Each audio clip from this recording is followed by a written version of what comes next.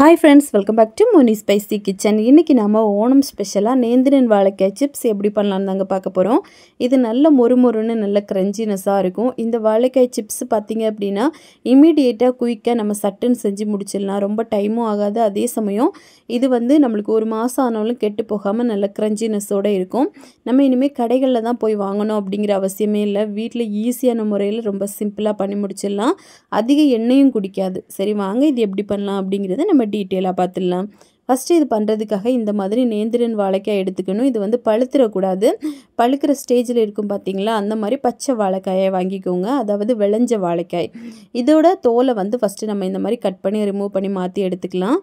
இந்த மாதிரி வாழைக்காயில பாத்தீங்க அப்படினா நமக்கு சிப்ஸ் வந்து நல்ல மொறுமொறுன்னு வரும். இதுவே கொஞ்சம் பழுத்துருச்சு அப்படிங்கிற பட்சத்தில் நம்மளுக்கு வந்து அந்த வாழைக்காய் சிப்ஸ் வந்து கொஞ்சம் நிறம் மாதிரி கொஞ்சம் ஒரு டேஸ்ட் பார்த்தீங்க அப்படின்னா கொஞ்சம் பழுத்து நல்ல புளிப்பும் இனிப்பும் கலந்த மாதிரி இருக்கும்.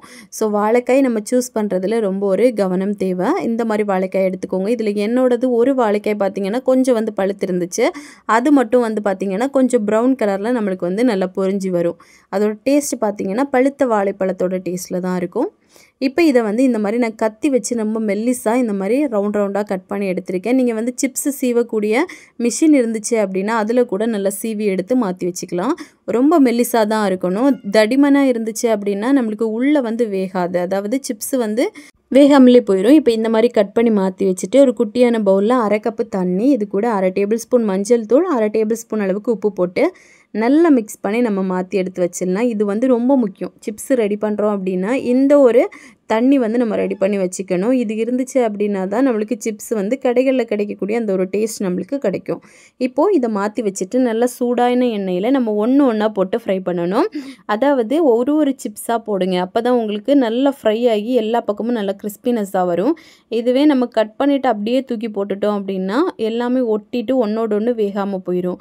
இதே மாதிரி நீங்கள் வந்து மிஷின் இருந்துச்சு அப்படின்னா நீங்கள் டேரெக்டாக எண்ணெயில் கூட சீவி போடலாம். அதில் கூட உங்களுக்கு பர்ஃபெக்டாக வரும்.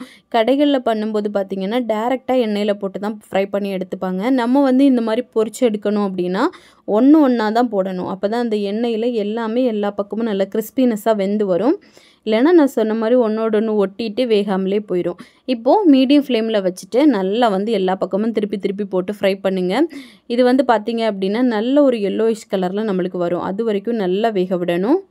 இப்போ வந்து கொஞ்சம் வெந்ததுக்கப்புறமா இதில் வந்து நம்ம கலந்தெடுத்து வச்சுருந்தோம்ல தண்ணி, அதுலேருந்து 1 டேபிள் ஸ்பூன் மட்டும்தான் ஊற்றணும். ஊற்றிட்டு நல்லா மிக்ஸ் பண்ணிங்கன்னா நல்லா வந்து தெறிக்க ஆரம்பிக்கும். அது தெறிச்சிட்டு கொஞ்ச நேரத்தில் எல்லா ஏர் பபிள்ஸும் அடங்கிரும். அதுக்கப்புறமா நல்லா கிறிஸ்பினஸ் ஆனதுக்கப்புறமா நீங்கள் வெளியே எடுத்துக்கலாம். இது எதுவுமே பண்ணி முடிக்கிறது வரைக்கும் நம்ம வந்து மீடியம் ஃப்ளேமில் தான் வைக்கணும். ஹை ஃப்ளேமில் வச்சிடக்கூடாது. சீக்கிரமாக கரிஞ்சு போயிடும்.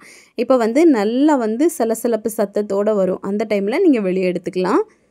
பாருங்கள் நம்மளுக்கு சூப்பராக ரெடி ஆயிடுச்சு. இப்போ இதே மாதிரி எல்லாத்தையுமே ரெடி பண்ணி எடுத்துக்கலாம். ரொம்ப டேஸ்ட்டாக ரொம்ப இமீடியட்டாக குயிக்காக பண்ணக்கூடிய ஒரு சிப்ஸ் ரெசிபி.